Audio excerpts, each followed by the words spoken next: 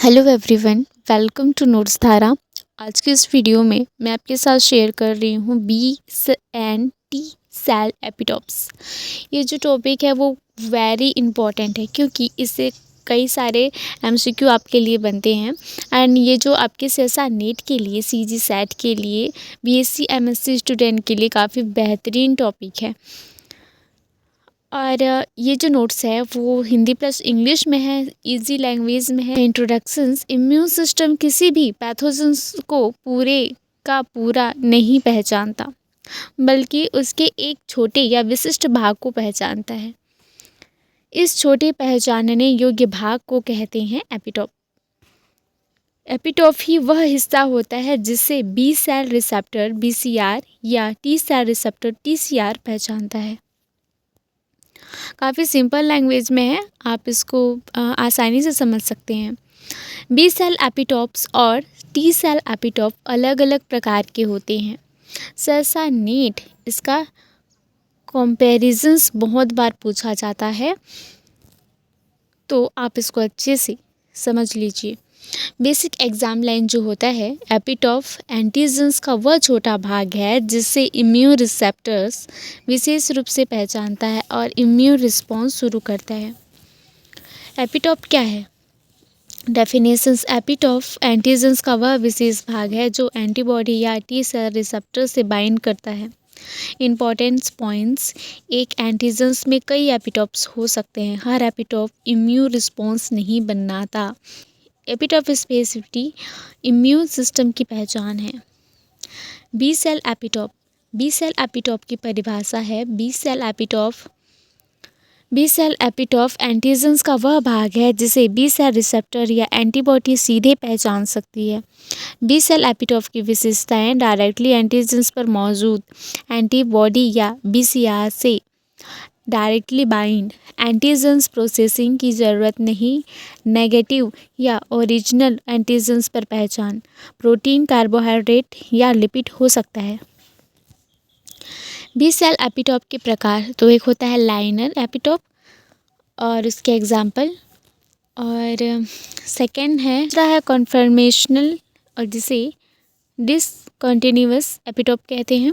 3D structures पर निर्भर करता है। सबसे कॉमन बी सेल एपिटोप्स है ये। B cell epitopes of hormonal immunity and T cell epitope. T cell epitope antigens का वह छोटा पेप्टाइड भाग है जिसे एमएसजी मॉलिक्यूल्स के साथ मिलकर टी सेल रिसेप्टर पहचानता है। टी सेल एपिटोप की विशेषताएं यहाँ पे दी गई है। क्या इसकी विशेषता है?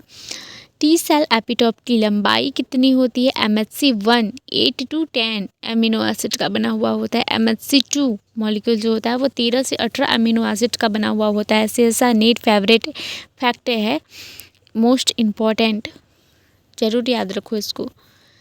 और प्रेजेंटेशंस: तो टी सेल एपिटोप बनने की प्रक्रिया कैसे होती है? एंटीजन्स एपीसी द्वारा अपटेक होगा, लाइटिक प्रोसेसिंग होगी, पेप्टाइड एपिटोप बनता है, एमएचसी से bind, T cell activations. Types of T cell epitopes: तो CD8 plus T cell epitope, CD4 plus T cell epitopes दोनों होते हैं और दोनों का यहाँ पे डिटेल्स दिया गया है एंड ये काफ़ी इम्पोर्टेंट है। बी सेल और टी सेल एपिटोप्स यहाँ पे कंपेयर किया गया है, टेबल फॉर्म में आपके लिए रेडी है, तो आप इसको ज़रूर देखिएगा।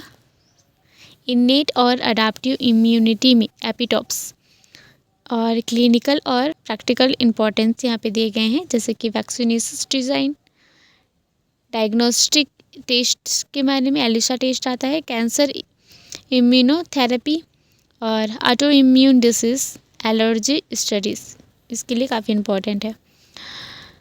हाईलाइटेड पॉइंट मोस्ट इम्पॉर्टेंट सेसा नेट के लिए, जहाँ से आपके लिए क्वेश्चंस बनते हैं। अगर आप इसको पढ़ लिए तो आपके जो क्वेश्चंस हैं वो सॉल्व हो जाएंगे, तो ये इम्पॉर्टेंट है।